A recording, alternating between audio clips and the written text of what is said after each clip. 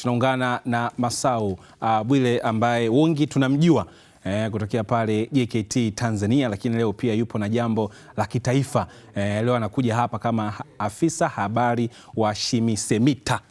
Nipo vizuri hapo? SHMISEMITA. Nipo vizuri. Shirikisho la michezo serikali za mitaa Tanzania. Sawa bwana, nafikiri hiyo umeipata kwa undani kabisa.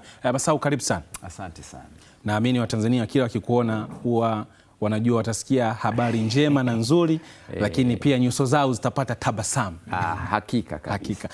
Karibu sana. Tuambie kwanza SHMISEMITA kwa undani kabisa, kwa sababu umegusa hapo, tunaona ni michezo kuanzia kwenye ngazi ya mitaa. Ya SHMISEMITA kwa kirefu ni shirikisho la michezo serikali za mitaa Tanzania.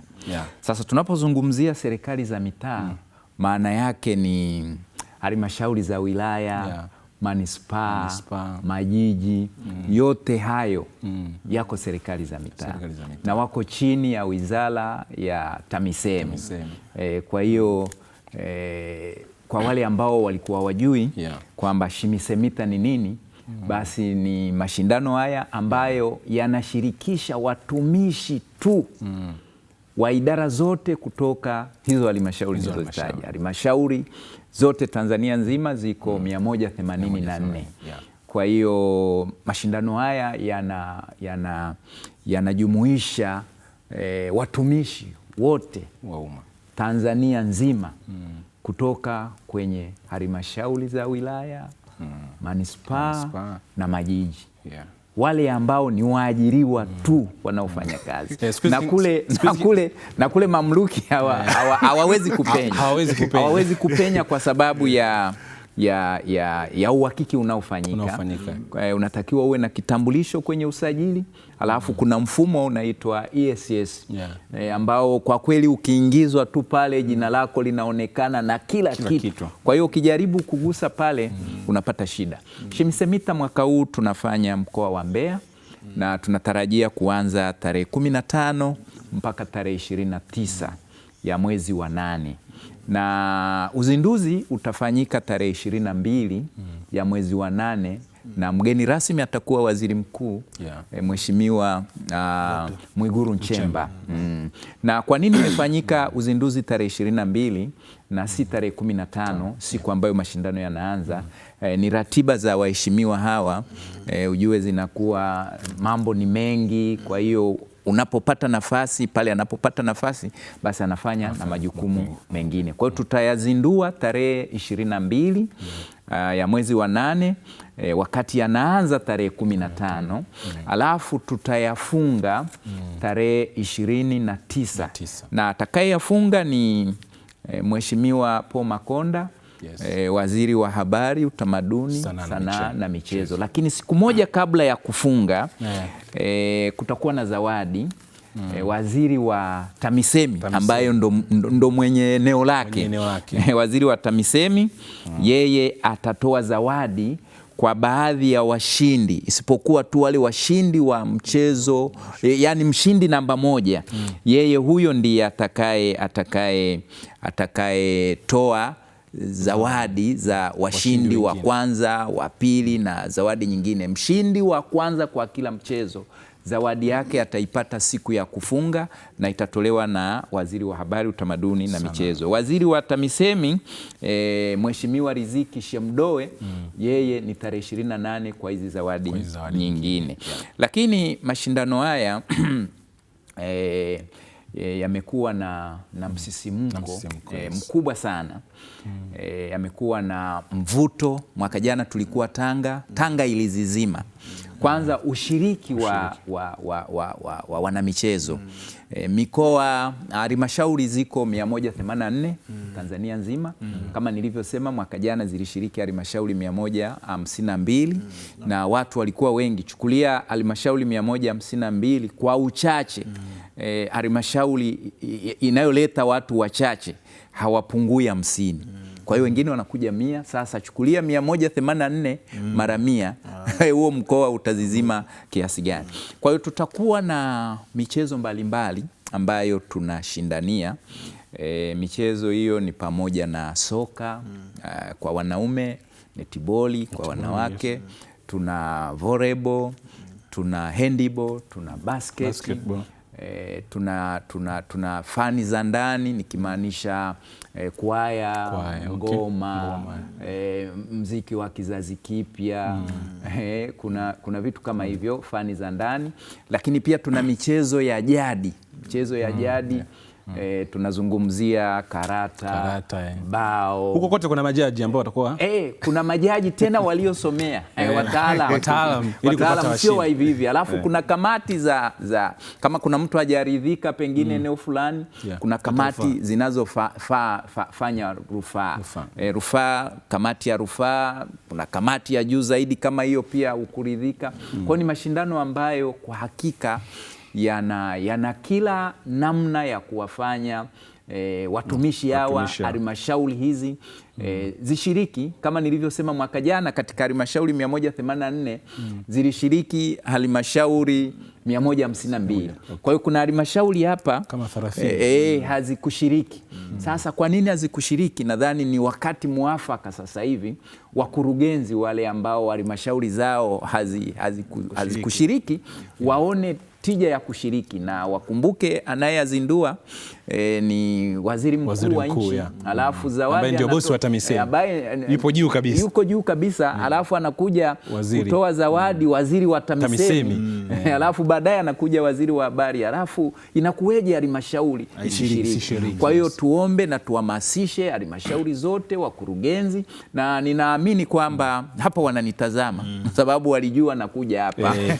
Mwenyekiti wa taifa ambaye yeye ni mkurugenzi wa halmashauri ya Morogoro, ndugu Jeshi Lupembe, alisambaza taarifa hizi, na kuna msaidizi wake ambaye makamu mwenyekiti, yeye ni mkurugenzi wa halmashauri ya Urambo, Madam Grace Quintine, jina lake gumu kidogo, Grace Quintine, wako hapo kuhamasisha wakurugenzi kuhakikisha kwamba mambo haya yanakwenda vizuri. Lakini tunashukuru Mungu kwamba mashindano yetu haya NMB kidogo wameonyesha nia ya kuyasapoti, na tulikuwa tunatoa wito kwa mashirika mbalimbali, watu binafsi wenye uwezo wa kuyadhamini mashindano haya. Ni mashindano makubwa sana, na ni mashindano yanashirikisha watumishi hao ambao idara zote, nadhani unaelewa tunapozungumza halmashauri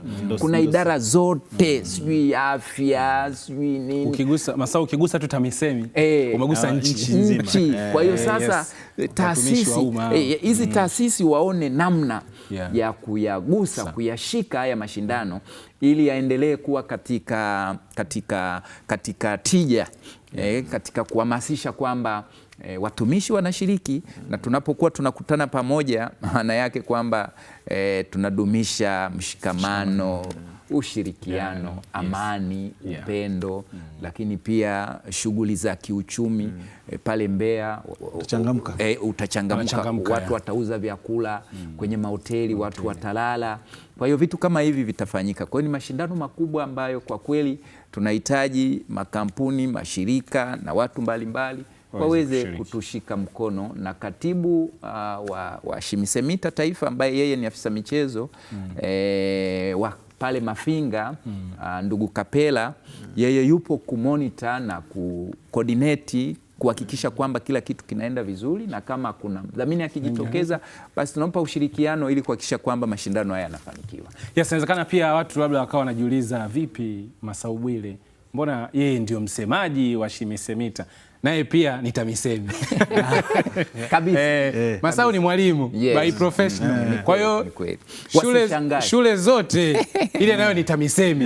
Kwa hiyo msemo kama unashangaa bwana, huyu mbona kila sehemu yupo? Wasije kusema mbona Masau kama anapata sana dili. Yupo kazini. Kabisa. UMITASHUMTA pia wewe ni msemaji kule? UMITASHUMTA ndio maana amesema ni msemaji wa taifa. Ni msemaji wa taifa. Maana kwenye upande mzima wa michezo. Kwa hiyo kama ulikuwa ujui kwamba kwa nini Masau anasemea upande huu pia, yeye tu ameangalia pale bwana, huku TAMISEMI tunaye mtu wetu ambaye ana ushawishi, anaweza akalisemea hili. Na kwa vijana wengi sasa hivi ambao pia wanapata ajira serikalini, Masau, sijajua kama unaona mitandaoni, wanajiita TAMISEMI. Utasikia ni TAMISEMI nimeshafika, yupo labda Kigoma huko. Mambo yanakuwa yanaenda. Kwa kumaliza, Masau, eneo hili kuelekea mashindano haya, kauli mbiu yetu ni tupo tayari kwa AFCON 2027. Ndio. Kwa Watanzania nadhani wanaofuatilia hakuna asiyejua kwamba 2027 kuna nini katika taifa letu. Yes. Sasa sisi tayari tumeshaanza kuhamasisha. Maana yake michezo ni sehemu ya hamasa kuelekea AFCON. Kwa hiyo kwa ujumla wetu, kwa wingi wetu, tunahakikisha kwamba AFCON inafanyika vizuri kwa umahiri. Kwa hiyo hata wageni huko, kwa sababu wanatutazama, naamini Azam imejikita si Tanzania tu, mpaka na mataifa ya nje. Watu wote watakao kuja kwenye mashindano haya ya AFCON ambayo tunayafanya kwa ushirikiano wa nchi tatu, Tanzania ni zaidi. Kuna mambo mengi makubwa mazuri, na sisi kupitia Shimisemita tumeanza kuonesha hilo kwamba Watanzania tupo tayari kwa ajili ya AFCON 2027. Yes, huyo ni Masau Bwile kutoka Shimisemita kwa muda huu. Lakini tunapata mapumziko mafupi. Tutakaporejea utamuona tena Masau akiwa hapa, lakini sasa itakuwa ni kwa upande wa JKT Tanzania, msimu mpya wa mashindano wa ligi kuu NBC Premier League 2026-2027 tarehe 14 mwezi Agosti. Hapo itakuwa inaanza kutimua vumbi, lakini pia Hussein Mchomvu Diego kutoka Coastal Union naye anakuja kuungana pamoja nasi hapa mezani tuweze kuzungumza namna ambavyo timu hizi mbili kwa maana JKT pamoja na Coastal Union zilivyoweza kujiandaa kuelekea katika msimu mpya wa mashindano. Mimi ni Ibrahim Kasuga na hii ni Soka Letu Viwanjani. Unatazama live kupitia Azam Sports 1. Stoke Backnas, tunarejea mara baada ya mapumziko mafupi.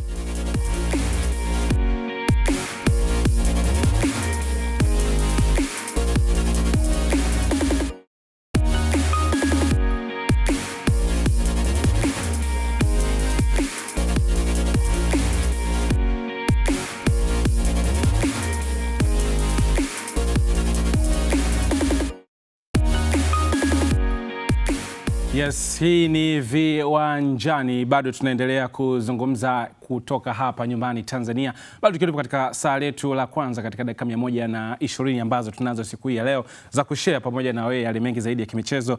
Takriban dakika 50 tumekwisha zikata na bado tunaendelea kupata taarifa, lakini pia ufafanuzi pamoja na uchambuzi wa matukio mbalimbali, lakini pia taarifa ambazo tunakuwa tunakuletea. Kwa hivi sasa tunaungana na Hussein Mchomvu Diego kutoka Coastal Union, afisa habari tunaye hapa, lakini pia Masau Bwile tulikuwa tumeanza kuzungumza naye na pia bado tunaye kwenye set kwa ajili ya kupiga story. Kwa hiyo muonekano ambao unauona hivi sasa viwanjani ni muonekano wa ligi kuu. Diego, mambo vipi? Safi ndugu yangu, pia shwari, tuko vizuri? Alhamdulillah, mshukuru Mwenyezi Mungu. Karibu sana. Asante, nimeshakaribia.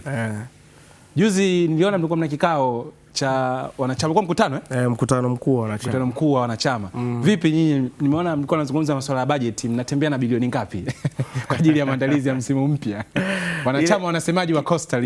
Ule mkutano ulikuwa ni overall kwa ajili ya budget ya msimu mzima wa ligi kuu unaofuata, kwenye usajili, kwenye kuendesha timu kiujumla, gharama zote za timu overall, ndio ambavyo kilichokuwa kinajadiliwa. Kwa lazima viongozi ambapo wanaandaa budget ya msimu husika, wanaandaa mipango ya matumizi na mapato kabla ya msimu kuanza, lazima wapelekee wanachama wao, waeleze, wanachama waridhie, watoe mawazo yao, alafu ndio taratibu za matumizi zianze. Ndio kilichokuwa kinafanyika juzi kile. Kinafanyika juzi. Kwenye eneo zima la maandalizi, Diego, Mwana pre-season mnaenda Mara. Kidogo maswali yakawa mengi sana. Kwa nini Mara? Nilitegemea hilo. Unajua sisi tumeangalia sehemu ambayo kwanza ya tofauti. Tulikuwa tunahitaji pia kubadilisha mazingira kwa ajili ya kuwatengenezea wachezaji wetu, kuwapa experience mpya pia. Lakini pia kuna kitu cha msingi tumezingatia, competitive game. Kipindi cha pre-season katika kitu ambacho makocha wanataabika sana ni kupata mechi za kirafiki ambazo zina uzani sawa na ligi kuu NBC. Kwa hiyo tumefanya mawasiliano na ndugu zetu wa pale Kenya, tutapata mechi mbili za kirafiki tukiwa pale Mara Rorya. Okay. Tutacheza na FC Leopard ya Kenya. Okay. Tutacheza pia na Shabana FC ya Kenya. Hiyo ndio sababu mama iliyofanya sisi tufunge safari kutoka Tanga kuanzia tarehe 3 mwezi wa 8 kwenda Mara kwa ajili ya kupata hizo mechi. Kwa tutacheza mechi tarehe 6, tutacheza mechi na tarehe 9. Baada ya hapo tutafunga safari kutoka Mara kurudi Tanga kuanza mchezo wa kwanza wa ligi kuu dhidi ya Mashujaa.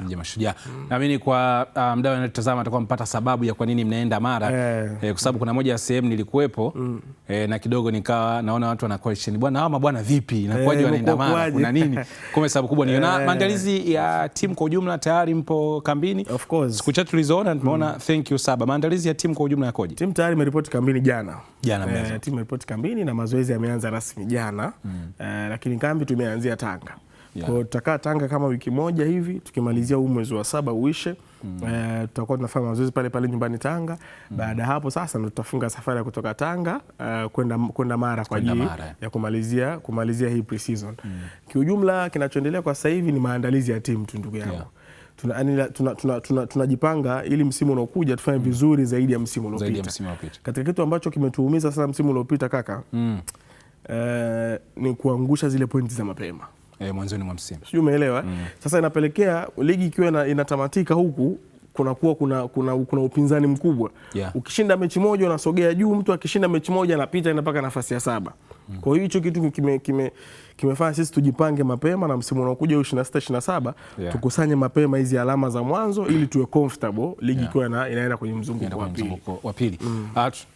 Watu ukiona thank you Saba, wachezaji 7 wameagwa kwa pamoja. Kwa pamoja. Kidogo tumekuwa tuna utaratibu au utamaduni na Masau pia kwa experience yako. Watu huwa wanalalamika kwamba bwana timu inaondoaje wachezaji 7? Mbona kama hawa watu wanaanza upya? Tumeona hicho kwenu. Kwenye mazingatio ya kutoa idadi ile ya wachezaji, tunaamini pia mmeshafanya assessment ya msimu unaofuata, labda kuna sajili ambazo mmekwisha zikamilisha. Tuanze kwanza na hili la 7 ili Watanzania wapate kujua. Watu wana idadi kama ni kubwa. Kilichofanyika ni kulingana na ripoti ya mwalimu. Hilo ndio jambo la msingi kabisa. Idadi inaweza ikawa kubwa lakini pia ni idadi ya kawaida sana. Unajua timu kwa ujumla msimu uliopita tumemaliza na timu yenye wachezaji 34. Toa 7. Kuna wachezaji wengi wamebaki, umeelewa? Kuliko nilowatoa. Na katika maingizo nitakayofanya sitaingiza wachezaji 7. Kwa sababu kanuni tangu msimu uliopita zinaruhusu wachezaji 40. Of course. Lakini sisi tulikuwa tuna wachezaji 34 ambao wanatosha.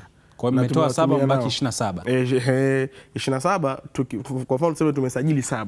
Idadi inakuwa ni ile. Wachezaji 34 kwetu wanatosha kabisa na enough kucheza michuano yote ambayo tunashiriki. Kwa hiyo ni idadi ambayo kwa mtu ambaye yuko nje anaweza kaona ni kubwa, lakini kwetu sisi ni idadi ambayo ya msingi kabisa. Na tayari tumeshafanya kuangalia kwa makini namna gani tuna replace ya wachezaji. Ni kutaarifu tu ndugu yangu, kuna baadhi ya sajili tumeshazikamilisha. Na kama msimu huu kuna mtu ambaye alikuwa anajua atakuja Mkwakwani kuchukua alama kirahisi, ameumia. Pale panageuka kwa Tindiga. Sio, unajua Tindiga kuna ile ardhi fulani kama ina tope hivi. Kadri unavyozidi kukanyaga ndio unavyozidi kupotelea. Unazidi kwenda chini. Yani kama vile mzamzaa lakini ndio aumo. Ukiona kama tope la kawaida. Kama tope la kawaida kama ardhi hivi. Lakini ukikanyaga ndio jinsi unavyoishilia. Sasa unamwambiaje Masau? Masau naye si upo naye ligi kuu. Msimu uliopita nyumbani kwangu ameshinda. Ameshinda game ya kwanza 2-1. Tukacheza away hapa kwake Meja, tukasare 1-1. So mbaya, JKT wana timu nzuri sana. Yani kimpira sio? Lakini kwa msimu unaokuja tutasameheana. Yale ambao katika zile hesabu zenu za hapa 3, hapa 1, hapa 6 sasa. Hapa 6. Hapa 6. Turahisishe tu, usipige 3, hapa 6. Kuna Masau anatembea na kipigo cha kizalendo na Masau kimsingi pia msimu uliopita kipigo cha kizalendo mlianza nacho vizuri. Na Masau tunasikia Coastal namna ambavyo wao wanajiandaa. Kwa upande wenu pia labda maandalizi, hiki ni kipindi ambacho tunaona usajili unaendelea, lakini pre-season kwa upande wa JKT Tanzania nyie hali yenu ikoje kwa sasa kwenye maandalizi? Sisi tunamshukuru Mungu kwamba tuliumaliza msimu uliopita salama.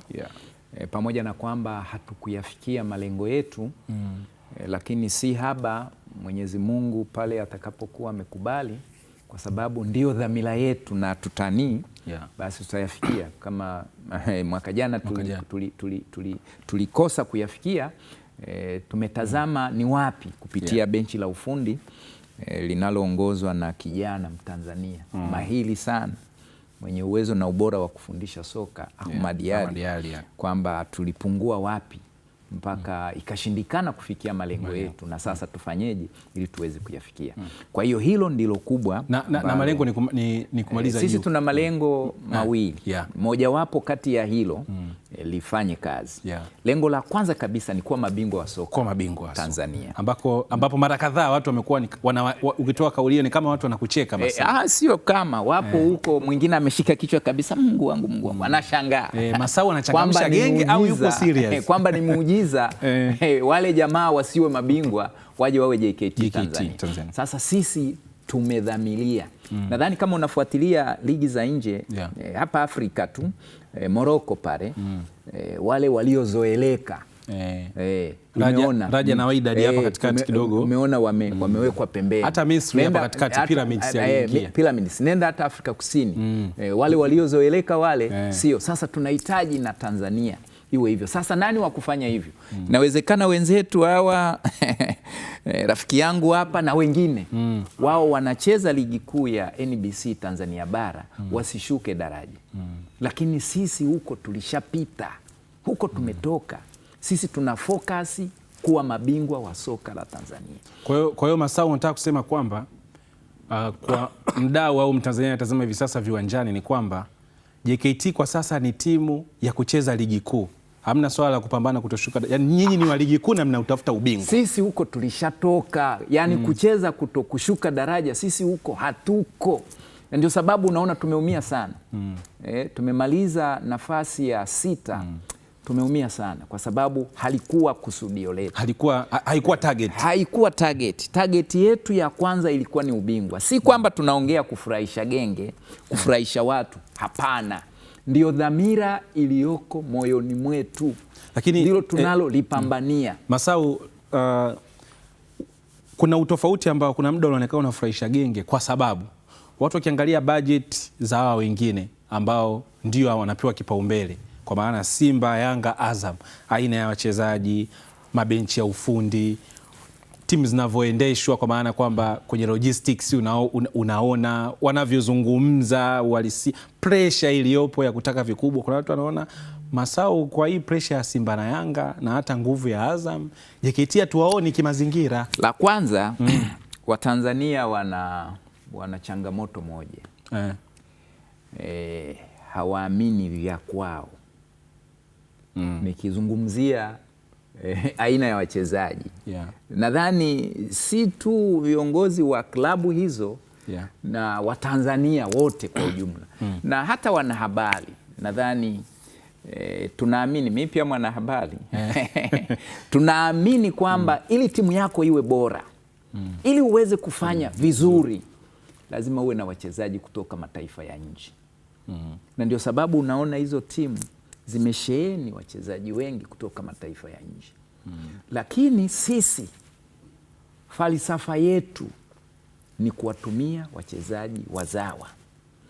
Hatuna mchezaji kutoka taifa lolote la nje na wala hatuna mpango.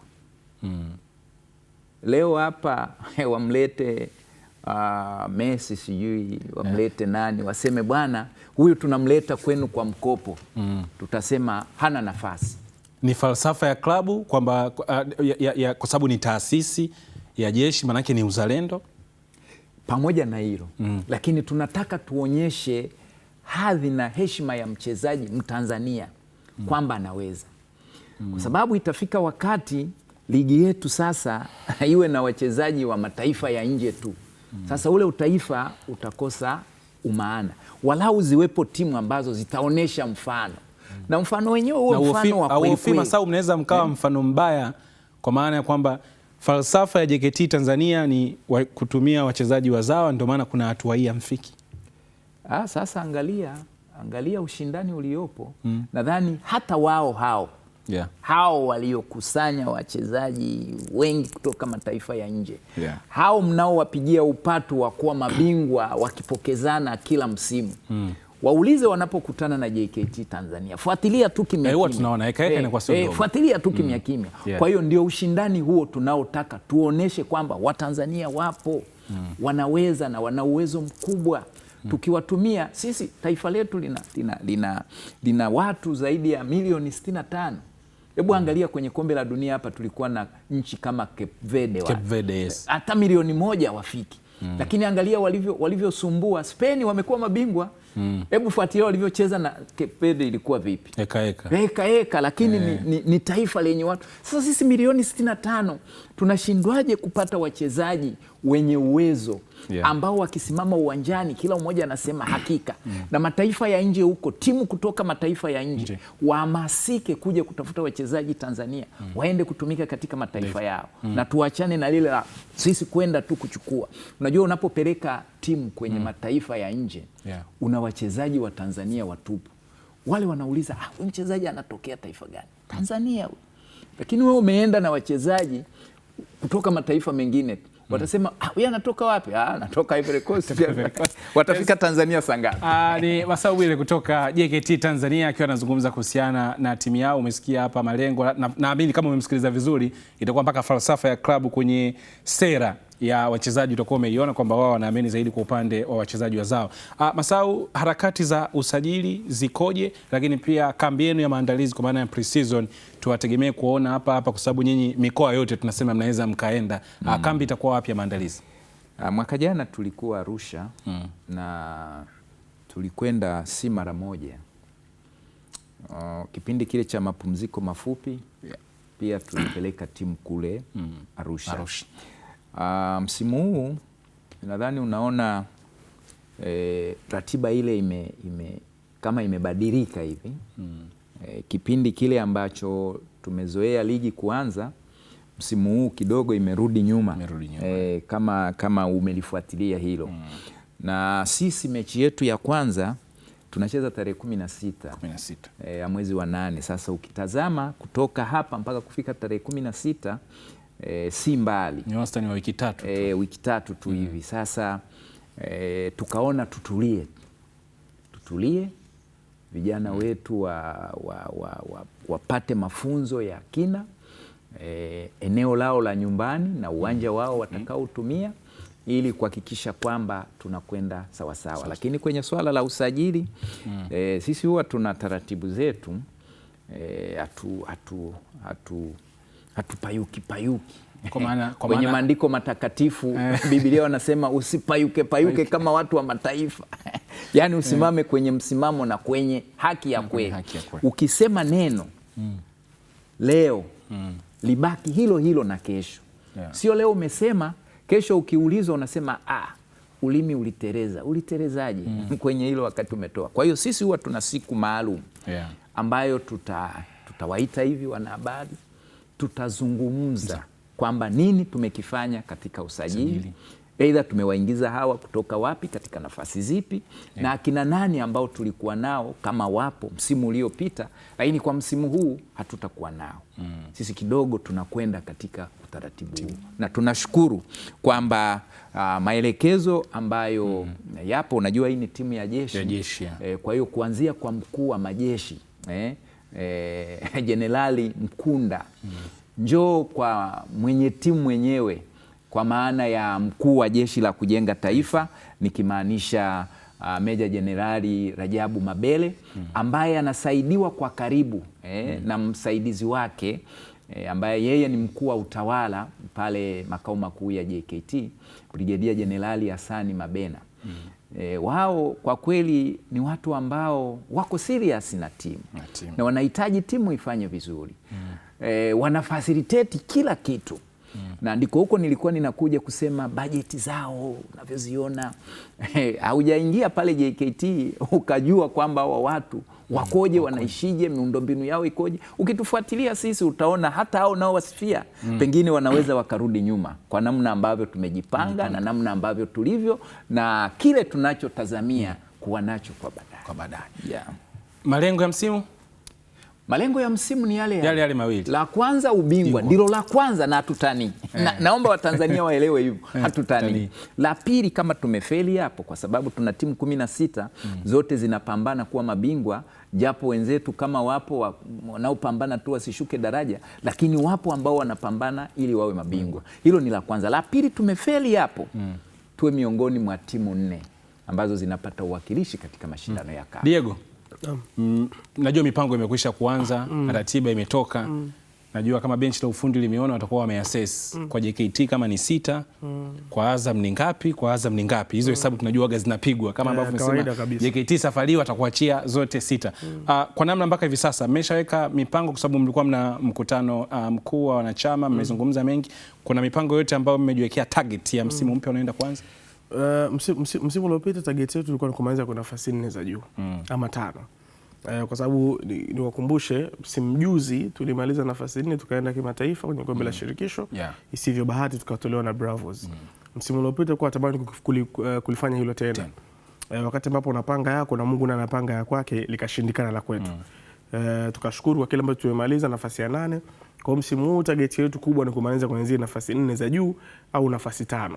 Kama kila kitu kitaenda sawa kwa maandalizi ambayo tunayafanya, inshallah hilo linaweza likatimia 100%. Kwenye mipango, kwa sababu hizi kimataifa huwa inaonekana kama inakuwa target ya msimu.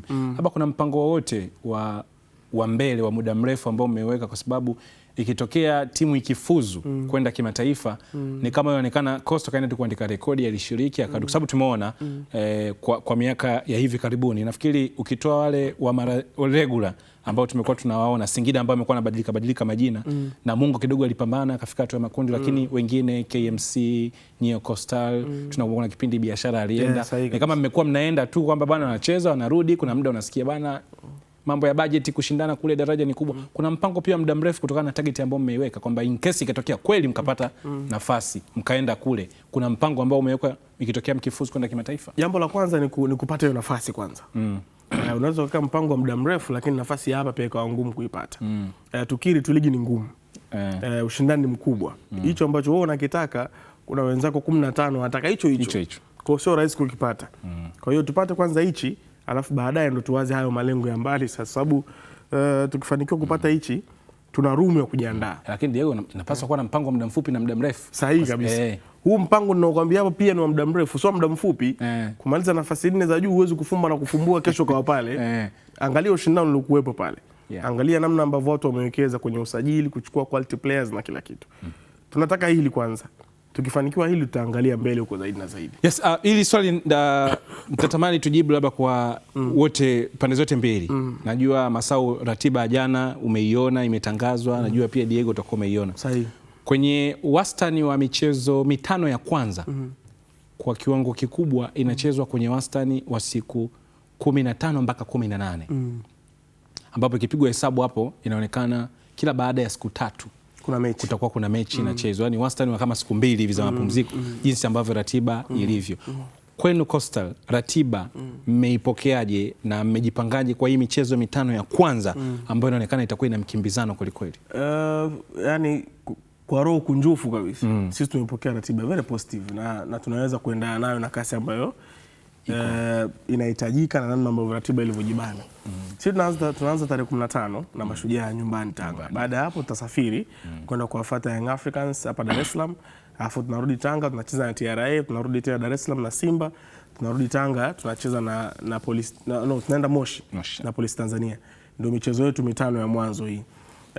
Ni ratiba ngumu, imeshikana kweli kweli, lakini hatuna excuse yoyote kwamba kuna kitu cha kujitetea ratiba ngumu na nini. Hapana, tuna excuse. Ndio maana hata shirikisho wametoa room ya watu kusajili wachezaji 40 ili tuondoe haya maneno. Sasa sisi ni nani tuwe na maneno? Hatuna malalamiko lolote. Sisi tutaanza ligi vizuri. Kila mchezo tutaingia uwanjani kushindana na kila mchezo tutakwenda kutafuta alama 3. Kama ambavyo nilikwambia tutatafuta 6 hapa kwa JKT Tanzania, ndivyo ambavyo tutapambana kutafuta 6 kwa wengine ambao tutakuwa tunakutana nao. Jambo la msingi ambalo wanachama wetu na mashabiki wanapaswa kufahamu, kwa sasa kitu cha muhimu ambacho kinafanyika, viongozi wapo kazini. Yani viongozi sasa hivi wapo vitani wanapambana. ili kuwatengenezea furaha ya msimu unaokuja. Kadri ambavyo ratiba inazidi kuwa tight, kadri ambavyo mechi zinazidi kuwa karibu, ndio namna ambavyo viongozi wanazidi kuumiza vichwa sasa, namna gani tunapata wachezaji wazuri wa kuwatumia kwenye hii michezo na ambao wanaweza kutupa matokeo kwa michezo yote migumu ambayo tutakuwa tunacheza kwa msimu unaokuja 2026 27. Utafurahi ndugu yangu, sijali wewe na familia yako. Masao, nyie kwa upande wenu ratiba ndio hiyo, tunaona mnaanza na TRA. Mimi nacheza tarehe 16 na TRA nyumbani. Nacheza tarehe 20 na polisi nacheza tarehe 24, alafu then nacheza tarehe 24 niko na Young Africans, alafu then nakuja kucheza tarehe 29 na Namungo. Namfuata Namungo. Kwa hiyo kanuni ziliwekwa watu wakiwa tayari wamezifanyia utafiti na uchunguzi kwamba walau masaa 72 mtu atakuwa amepumzika na ana uwezo wa kucheza mchezo. Kwa hiyo ukiangalia 16, 20, 24, 29 ziko masaa 72 yako ndani. Kwa hiyo sisi hatuna shida, sisi ni wapambanaji, ni wapiganaji, tuko tayari muda wowote ambao utatuamsha kwenda kufanya kazi, ili mradi tu Mungu atupe uzima, atupe afya, tufike salama eneo la tukio, basi tufanye maajabu yetu. Kichapo cha kizalendo kiko pale na kila mmoja akionje. Kwa wale ambao walisalimika msimu uliopita, basi nina hakika kwamba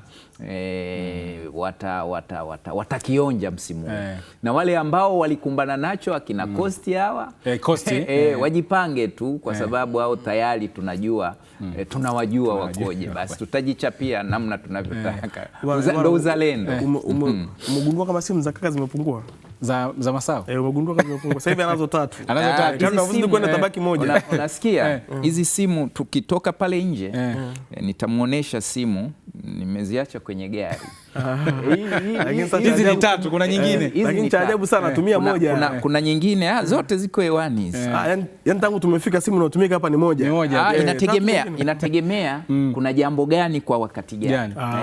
Kuna simu ambazo nawasiliana na viongozi wangu. Hapa nawasiliana na Jeshi Lupembe, mkurugenzi wa halmashauri ya Morogoro, mwenyekiti wa Shimisemita. Anapongeza kwa kile tulichofanya. Labda Masau kwa uchache tukiwa tunaondoka. Hizi simu umezitenganisha kutokana na majukumu? Of course. Kutokana na majukumu. Kuna simu nyingine ambazo hizi ni za kifamilia. Kuna familia. Sasa kama ni simu nawasiliana na familia tu, na hapa niko kwenye majukumu na nimewaambia niko kwenye majukumu mazito huko, si unaiacha kwanza wapumzike. Kuna simu ambazo nawasiliana na viongozi wangu kama hivyo ninavyokuambia hapa na Sachi. Na kuna simu ya shule pia. Kuna simu kwa hiyo eneo husika. Yes, bwana, jezi lini? Jezi mpya? Tutazindua, nafikiri tutatangaza tarehe rasmi ya uzinduzi wa jezi na kila kitu mtaona kupitia Masau. Jezi mtatuuzia? Jezi zipo, na jezi zetu huwa si za kitoto. Ni jezi halisi, jezi nzuri. Rangi yetu ile nyeupe na blue. Tuna nyeupe, tuna blue, tuna nyeusi. Rangi zile tutakuwa nazo. Bwana, shukrani sana kwa wewe ambayo